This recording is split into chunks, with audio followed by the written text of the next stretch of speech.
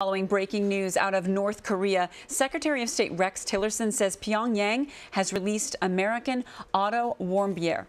The Ohio native was serving a 15-year hard labor prison sentence for alleged anti-state acts. The University of Virginia student had been detained for over a year, and he was sentenced in March. Warmbier confessed to trying to steal a propaganda banner. Secretary Tillerson reportedly released a statement saying the State Department and President Trump worked to Korean prison. North Korea has been ratcheting up tensions following its nuclear tests in January, which was followed by a rocket launch last month.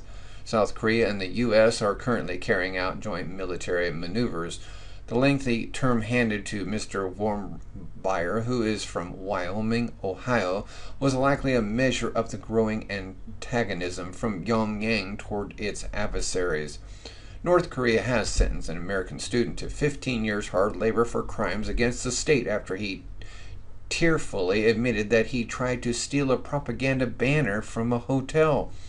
U.S. President Barack Obama never seems to show much interest when Americans are held prisoner in foreign countries. U.S. student Otto Warmbier, now sentenced to 15 years in a North Korean prison for stealing a poster, is undoubtedly praying that Donald Trump becomes our next president. He certainly won't be receiving any help from the Obama administration. After 7 years of Obama rule, not one nation is afraid of us anymore. Very true. Otto Warmbier was arrested as he attempted to leave the country in January and later made a televised confession saying that he had taken the sign to bring back a trophy. North Korean state news agency KCNA said the 21-year-old's offense was pursuant to the U.S. government's hostile policy and that he was convicted under an article of the criminal code dealing with subversion. How sad. 15 years in a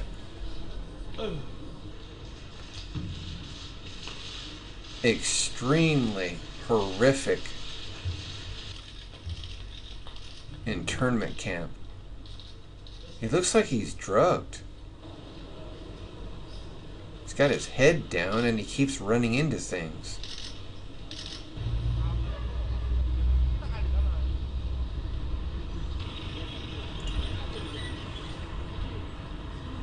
One of the worst regimes in the world. It really is. Iran and North Korea.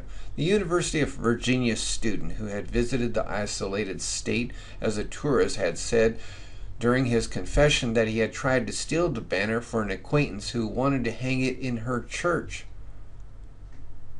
Foreigners are often detained in North Korea, where they are used by Pyongyang to exert diplomatic pressure. Imprisoning U.S. nationals has also helped secure high-profile visits for the regime with former presidents Jimmy Carter and Bill Clinton negotiating releases. North Korea has been ratcheting up tensions following its nuclear tests in January, which was followed by a rocket launch last month. South Korea and the U.S. are currently carrying out joint military maneuvers. The lengthy term handed to Mr. Warmbier, who is from Wyoming, Ohio, was likely a measure of the growing antagonism from Pyongyang towards its adversaries. Tough sanctions were imposed on North Korea earlier this month after diplomatic efforts by the U.S. However, the DPRK has often imposed stiff sentences before releasing prisoners, and many of those who have confessed later say they were forced to do so. Last year, South Korean Canadian pastor Hain So Lim was arrested in the north and handed a life sentence for subversion. Another 2 Americans are currently detained in the country. Let's pray for all these people who are detained, and let's pray that the regime of Kim Jong-un comes to an end, and that the millions of Christians that are sitting in there being... As stated goal is to develop a nuclear-armed ballistic missile capable of hitting the U.S. mainland.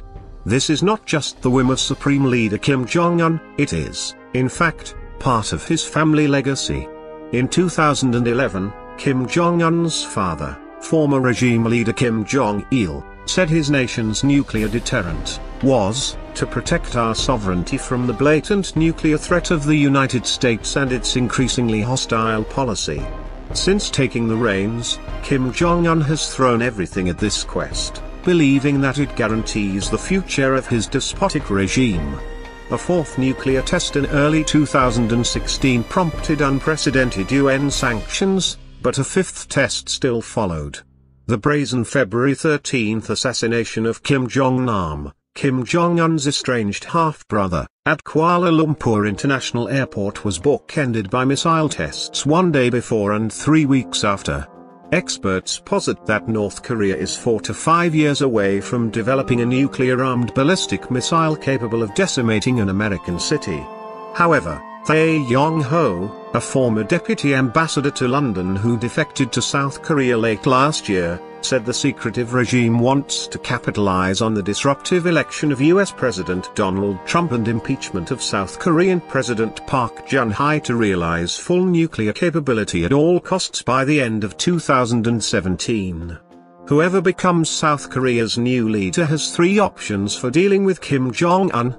None are great. Nathan J. Hunt, head of 3D reconstruction at the Strategic Sentinel analysis firm in Washington, D.C., has been modeling North Korean missile and nuclear facilities for 16 years. He tells Time that the 4 to 5 year range is pretty much accurate. However, he highlights that North Korea has already mastered submarine launch capability and has canisterized its Pukguksong-2, Polaris-2, ballistic missile ahead of predications. This key development means rockets are kept in mobile environmentally controlled canisters for launch anywhere, anytime. They can erect it, it's cold launched and then ignites, Hunt says. They don't have to fuel it. However, this latest salvo of 4 rockets launched March 6, 3 of which fell into Japan's exclusive economic zone, a 5th failed, was probably more for propaganda value. They were older generation extended-range Scud missiles for regional use, and were likely launched as a show of force as the US and South Korea undergo annual military drills, which North Korea views as a rehearsal for invasion. South Korea has also just accepted the first US THAAD anti-missile battery this week, much to the ire of Pyongyang and Beijing. Still, those launches were strategically significant as the first from Sohae satellite launching station, actually from a field nearby, which is generally used for space launches and the static test firing of missile engines. Sohae launches provide more range to gain altitude over the Korean peninsula and so are better suited for intercontinental ballistic missiles, ICBM. The regime may be getting the world used to missile tests from Sohae as they move forward with actual ICBM tests. That way when they do a true ICBM test it's not going to be that big of a shock, says Hunt. An ICBM test is much more sophisticated, involving a multi-stage missile, and would be a major step forward. The impoverished nation of 25 million has already successfully completed 2-stage launches but would need to perfect 3-stage to develop true ICBM capability. This is what is ultimately necessary to hit the US mainland. San Francisco is 8,200 kilometers away. New York City is 10,800 kilometers. North Korea would need a missile that can take off, exit the Earth's atmosphere, handle re-entry without burning up and deliver a miniaturized nuclear payload to a specific target.